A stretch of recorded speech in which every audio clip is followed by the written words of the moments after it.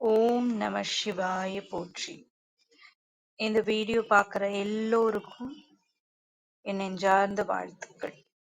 அந்த பிரபஞ்சம் ஏதோ ஒரு காரணத்திற்காக தான் உங்க எல்லாரையும் இந்த வீடியோவை பார்க்க செய்யுது. உங்க வாழ்க்கையில ஏதோ ஒண்ணு நீங்க மாற்றணும் அப்படின்னு உங்களுக்கு வலியுறுத்தும் விதமாக தான் அந்த பிரபஞ்சம் உங்களை இந்த வீடியோவை பார்க்க செய்துள்ளது.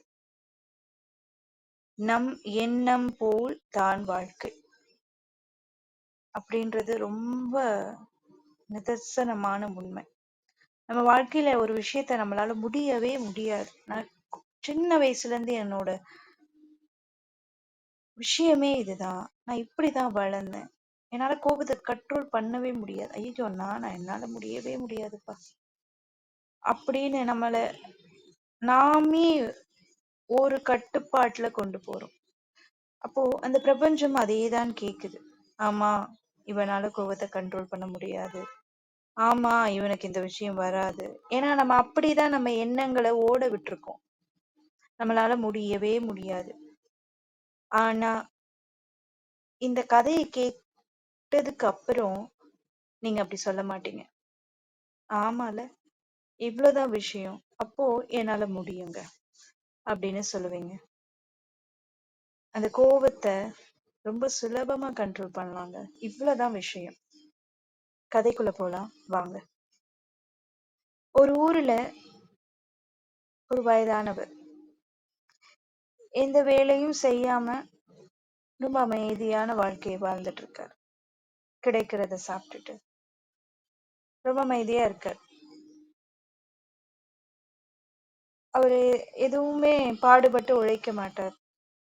அப்படிப்பட்ட ஒரு மனிதர் ஒரு நாள் ஒரு விளையாட்டான இளைஞர்கள் ஒரு 4 பேர் அவங்க என்ன பண்றாங்க, அந்த வயதானவர்கிட்ட சின்னதா விளையாட்டுத்தனமா ஏதாவது ஒண்ணு பண்ணலாம் அப்படின்னு ஒரு கெட்ட எண்ணத்தோட அவர்கிட்ட போய், என்ன பெரியவரே சாப்பிட்டீங்களா அப்படின்னு கேக்குறாங்க. அதுக்கு அந்த பெரியவர், சாப்பிட்டேன் தம்பி, காலைல சாப்பிட்டேன், மதியானம் சாப்பாடு வந்ததும் சாப்பிட்டுருவேன் தம்பி அப்படின்னு சொல்றாரு. அதுக்கு அந்த இளைஞர்கள், சரி நாங்கெல்லாம் உங்ககிட்ட ஒரு கேள்வி கேக்குறோம், சரியா பதில் சொல்றியான்னு பார்க்கலாமா அப்படின்னு கேக்குறாங்க. நீங்கெல்லாம் படிச்சவங்க, உங்களுக்கு தெரியாததையா நான் சொல்லிட போறேன் அப்படின்னு சொல்றாரு. சும்மா சொல்ல அப்படின்னு சொல்றாங்க. சரி தம்பி கேளுங்க. இந்த புல்லு அதெல்லாம் இருக்குல்ல, அம்மா இருக்கு, அதோட நிறம் என்ன அப்படின்னு கேக்குறாங்க.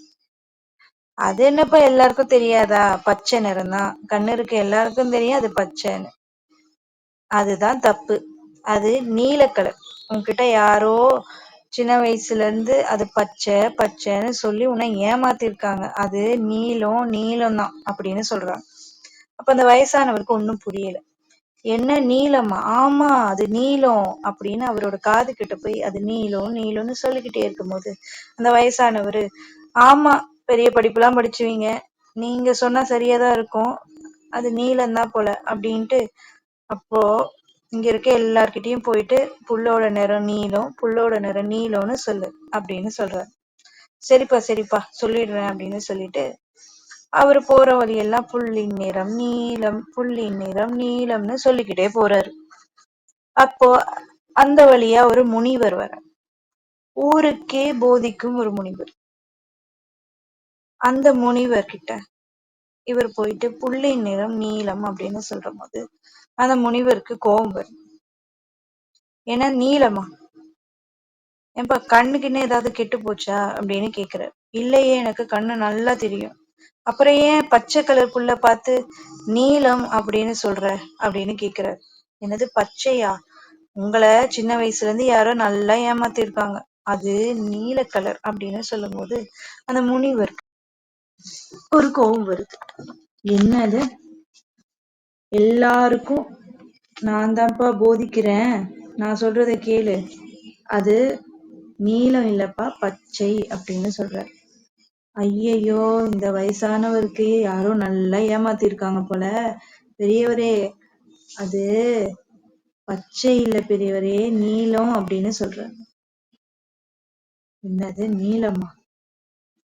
சரி, உனக்கு இப்படி சொல்றேன், அப்படி இப்படி சொல்றேன், இப்படி சொல்றேன்னு மாத்தி மாத்தி என்னென்னமோ சொல்லி பாக்குறாரு. அந்த வயசானவரோட எண்ணத்தை மாத்தவே முடியல.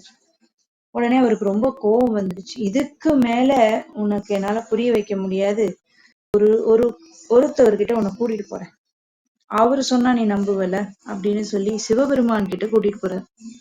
அந்த சிவபெருமான் கிட்ட கூட்டிட்டு போயிட்டு, சிவனே, இவனுக்கு நீங்களாவது சொல்லி புரிய வைங்களேன். அந்த புள்ளின் நிறம் பச்சை தானே, அவன் நீலம் நீலம்னு சொல்லி உளறிக்கிட்டு இருக்கான் அப்படின்னு சொல்றான். அப்ப அந்த சிவபெருமான் அந்த வயசானவரை கூப்பிட்டு, இந்த புல்லோட நிறம் என்ன? நீலம்தான் சாமி அப்படிங்க. ஆமா, நீ சொன்னது சரிதான், நீலம். சாமிதான் சாமிதான், சரியான தீர்ப்ப சொல்லிட்டாரு. புள்ளின் நிறம் நீலம்ட்டு அவரு ரொம்ப சந்தோஷமா அங்கிருந்து கிளம்பிட்டாரு. அந்த முனிவருக்கு ரொம்ப கோபம். என்ன இறைவா, அந்த புள்ளின் நிறம் பச்சை தானே, நீங்க ஏன் அவன்கிட்ட இப்படி சொல்லி என்னை அவமானப்படுத்திட்டீங்களே அப்படின்னு சொல்றாரு. அதுக்கு அந்த முனிவர்கிட்ட சிவபெருமான் இப்படி சொல்றார், அந்த புல்லோட நிறம் பச்சைன்னு உனக்கும் தெரியும், எனக்கும் தெரியும்.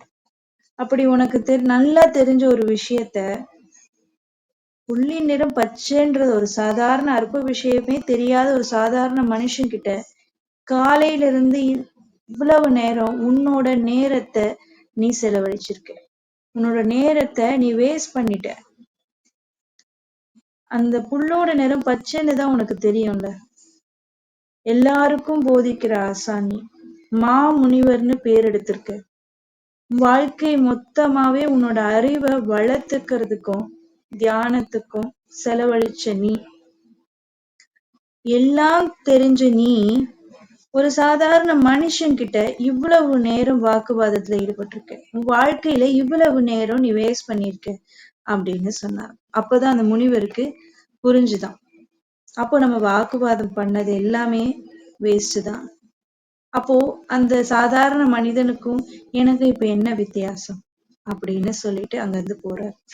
இதே மாதிரிதானே நம்ம நிறைய பேரு தேவையில்லாத ஒரு விஷயத்தோ தேவையில்லாத ஒரு நபரிடம் புரிய வைக்கணும்ன்றதுலயே நம்ம வாழ்க்கையின் பல நேரத்தை நம்ம செலவழிச்சிட்டோம். அதுல நமக்கு கோபம் வரும், நம்மளோட ஆற்றலும் வீணாகிறது. நம்ம ஆற்றல் நம் சிந்தனைக்கு மிகவும் முக்கியமான ஒன்று. அப்படிப்பட்ட ஆற்றலை ஒரு தேவையில்லாத அற்ப விஷயத்துக்காகவும் வாதாடி, ஒரு சாதாரண விஷயமே தெரியாம இருக்கிறவங்க கிட்ட ஒரு உண்மைய, நமக்கு தெரியும், ஊருக்கே தெரியும் அப்படின்ற ஒரு உண்மைய சில மனிதர்களிடம் தேவையில்லாம நம்மளை சீண்டணும், நம்மளை கோபப்படுத்தி பார்க்கணும் அப்படிங்கிற சில மனிதர்களிடமும் நம்ம வேஸ்ட் பண்றோம். அப்போ அப்படிப்பட்ட மனிதர்களை நம்ம எப்படி கடந்து போகணும்? சிவபெருமான் என்ன பண்ணார்? சரி, ஆமா, நீ சொல்றது உண்மை அப்படின்னு அந்த இடத்தை விட்டு அவரு கிளப்பிட்டார். அவ்வளவுதான். இப்படியேதான் நம்ம வாழ்க்கையில இந்த மாதிரி நிறைய பேர் இருப்பாங்க, வருவாங்க. தேவையில்லாம அவங்க கிட்ட நம்ம வாக்குவாதம் பண்ண வேண்டிய அவசியமே இல்லை. நீ ஒரு சரியான சோம்பேறி அப்படின்னு ஒருத்தவங்க சொல்றாங்களா? சரி, நான் சோம்பேறிதான், நீங்க சொல்றது கரெக்ட்ன்னு சொல்லிட்டு அங்கிருந்து போயிட்டே இருங்க. உங்களோட வேலையை நீங்க பார்த்துக்கிட்டே இருங்க. நம்மள சோம்பேறின்னு சொல்றவங்களும், நம்ம அப்படின்னு சொல்ற யாருமே நம்ம வாழ்க்கையில நம்ம செய்ய வேண்டிய வேலையை நமக்காக செய்து நம்ம வாழ்க்கையை முன்னேற்ற போவது இல்லை. இந்த ஒரு வாக்கியத்தை புரிஞ்சுக்கோங்க. அப்போ அப்படி சொல்றவங்க கிட்ட எல்லாமே என்னை இப்படி சொல்லிட்டானே, என்ன இவன் இப்படி பேசுறானே, ஐயோ இவன் கிட்ட என்ன சொல்லி புரிய வைக்கிறதுனே தெரியல, இந்த மாதிரி விஷயங்களை சின்ன வார்த்தையில கடந்து போங்க. ஆமாம், நீங்க சொல்வதுதான் உண்மை அப்படின்னு சொல்லிட்டு அங்கிருந்து நகர்ந்து போயிடுங்க. நகர்ந்து போயிட்டு நம் வாழ்க்கையை நாம் கவனிக்க வேண்டும். நம் சிந்தனைக்கு தேவையான ஆற்றலை நாம் சேமிக்க வேண்டும். அப்போ நம்ம வாழ்க்கை இன்னும் சிறப்பா முன்னேறும். இந்த கதையிலிருந்து உங்களுக்கு ஒரு சின்ன தெளிவு வந்திருக்கும்னு நான் நம்புறேன். ஓம் நம சிவாய. நன்றி.